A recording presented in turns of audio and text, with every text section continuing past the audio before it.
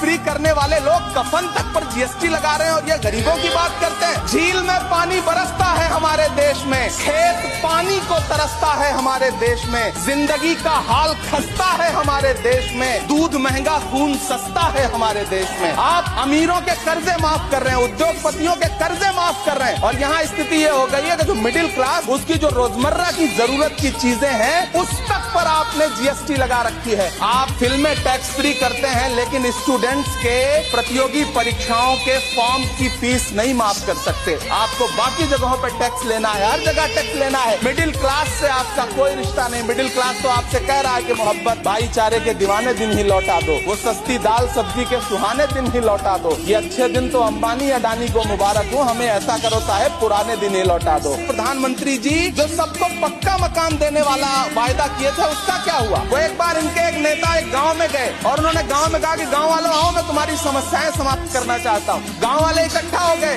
नेताजी ने गांव वालों से कहा बताओ तुम्हारी 2 समस्याएं बताओ, मैं दोनों समस्याओं का यहीं पे समाधान करूंगा। तो गांव वालों ने कहा साहब हमारी पहली समस्या है कि हमारे यहाँ कोई हॉस्पिटल नहीं है। तो नेताजी ने मोबाइल निकाला, कहीं फोन मिलाया और मिला के फोन पे पता नहीं क्या कुछ कहा कि यहाँ गाँव में हॉस्पिटल नहीं है, हॉस्पिटल तुरंत यहाँ हॉस्पिटल चाहिए। गाँव वाले खुश हो गए कि 1 मिनट में यहाँ हॉस्पिटल आ रहा है। अगली समस्या के बारे में उन्होंने नेताजी ने गांव वालों से कहा कि मैंने आपकी पहली समस्या समाप्त कर दी, दूसरी समस्या बताओ। तो गांव वालों ने कहा साहब इस गांव में कोई भी मोबाइल का नेटवर्क ही नहीं है। ये है इनके काम करने का तरीका, ये है झूठ बोलने का तरीका।